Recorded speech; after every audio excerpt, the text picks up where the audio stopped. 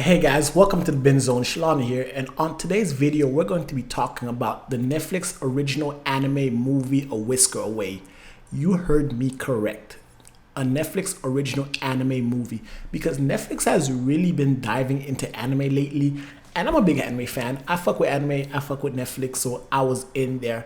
And I have to say, this movie was surprisingly really good to me. And once I looked up who was behind this movie, I'm not shocked because this movie was written by Mari Okoda, who also wrote one of the best Gundam adaptations in recent years, Iron-Blooded Orphans. If you have not seen that, watch it. Real tearjerker. That shit hit right here, right here. And it was also directed by Junichi Sato, who did Sailor Moon, and Tomotaka Shibayama, who did Your Lie in April.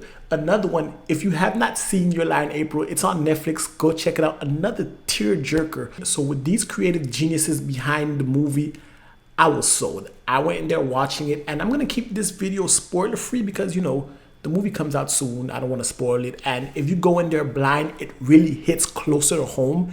And it's one of those movies that hits you in the feels because this movie is very heavy while very lighthearted and fun. It's something that if you're a kid or if you have kids, you want to watch a fun anime movie, have them watch this movie and they can learn a thing or two from it. But if you're an adult and you want to see some complex emotions and real shit, like, you can also watch this movie and enjoy that. Now, the movie follows our main character Mio, who's in love with a boy in her class who goes by the name of Hinode. Now, Mio is a very interesting character because she's outgoing, boisterous, she's lit. Like, she's over the top, super anime girl, yeah, rah, rah, rah, all that noise, right? And Hinode is reserved, quiet, and calm. And she's obsessed over this dude to the point where, like, everyone calls her Muge, which is an acronym, and you'll find that in the movie. But, like, this girl is always on 10, always on tilt, and Hinode is calm and collective. And because of that, their personalities don't really like mesh that well.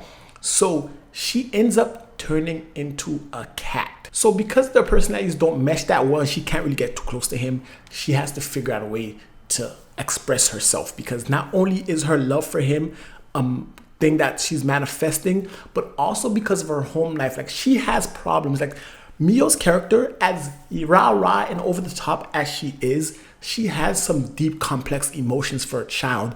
And when you see what is going on in her home life and how she's been raised, like, you begin to understand, like, yo, this girl is like, she's going through some shit. Like, she's going through some things, and all that rah-rah is, she needs to do that. Like, she needs it. But at the same time, it doesn't just focus on her. It also focuses on Hinode's experiences.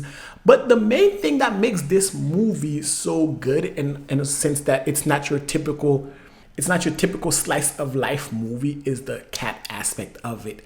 You guys can see in the trailer that Mio can turn into a cat. She has this deal with a cat thing, whatever, and she is given a mask. And when she puts the mask on, she turns into the cat.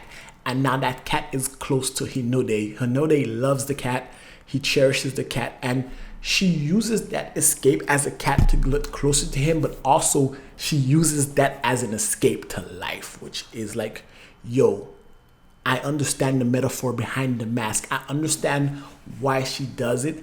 And you can see why that resonates with her character. Why she would want to be a cat if... Because remember, Mio is a kid. Like, a kid, middle schooler, so she has these emotions and she can't really process them. So becoming a cat is the best way to deal with it. But another thing that really makes this movie really good, besides the characters, because there are other characters, again, like I said, spoiler free, so I'm not going to go into every character, just the two mains. But another thing that makes this movie really good is the art style and the animation of it all. Because this movie, the way that the movie's made, the way that they animated, the way that it is shown, the movie has different tones for different characters and different personalities. For example, when Miho's human and how her outlook on the world looks when she's at home and when she's at school, you just might see vibrant colors and over the top sunny light and shininess when she's at school. But when she's at home, it's more toned down, it's more reflective of her feelings. And then when she becomes a cat and she goes through the world in that cat perspective, it's a whole new way that the movie is shown, a whole new perspective. You might see the same room, but it's colored differently, it's shaded differently, the levels are there. And I love the fact that those different art techniques and those different art styles and drawing animation styles render you into the emotion of the character. Like it's nice. I don't know how else to put it. It's nice. Like it invokes emotion in you, in the audience, but at the same time, the story itself is simplistic enough. Like it's not overly complex, overly convoluted. You know how sometimes anime tends to get super convoluted and super like deep rooted and shit. This movie's not like that, but at the same time, you can watch it, understand that there's deeper meaning behind Mio's character, and that she's more complex than a girl who just likes a boy and becomes a cat and rah rah rah and all that nonsense. So I enjoyed that. And like I said, because of the screenwriter, because of the director, and they're used to dealing with touchy subjects with children, Your Lie in April, Iron-Blooded Orphans, like it really resonates with me. And that's like I was, at one point in the movie, I was genuinely sad. Like I was like, yo, this is kind of heavy, but not in a sense that it's bashing your head over like this is heavy, feel sad, cue music. No, not that sense of heavy, not forcing the heaviness on you, but more of the sense that it's like, you get it. Like I understand Mio, I understand Hinode. If I were in their situation, I don't know about acting the same way, but I could see children, middle school kids acting that way and dealing with the pressures of life. But at the same time, the movie is so beautiful. Like I love the way, like I talked about the animation style, I talked about the art style. I love it. It's a beautiful movie.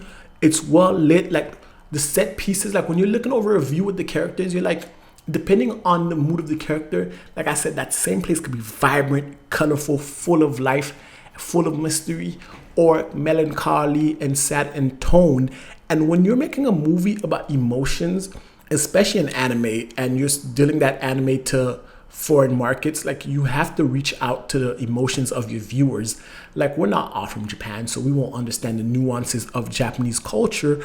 But while you're watching it, if the movie, the score, the animation can invoke an emotion that the filmmakers want to be evoked in you, it works. And this movie works.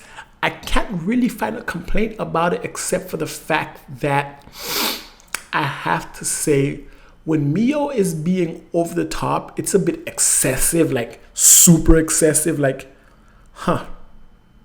is she mentally ill?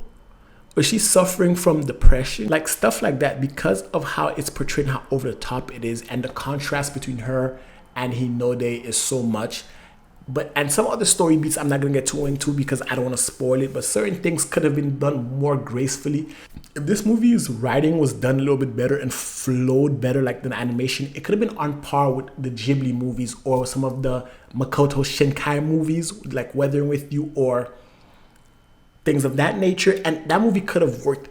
This movie had the writers and the people behind it to make it on par with that, but because of the subject matter, because of how it was displayed and how it was written, it's like this movie was almost there, almost to that level. Even though it doesn't reach those aspirations, it's not a Makoto Shinkai movie, it's not a Ghibli movie. This movie works. I enjoy it for what it is.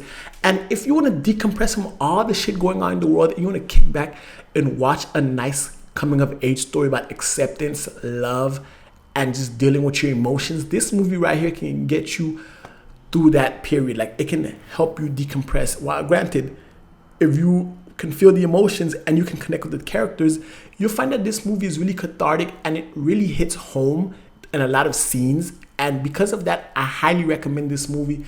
Anyway, guys, that's my thoughts on the movie. I would love to hear your feedback in the comment section below. So if you like the video, give it a thumbs up, hit the subscribe button if you guys have not already. And until next time, binge on.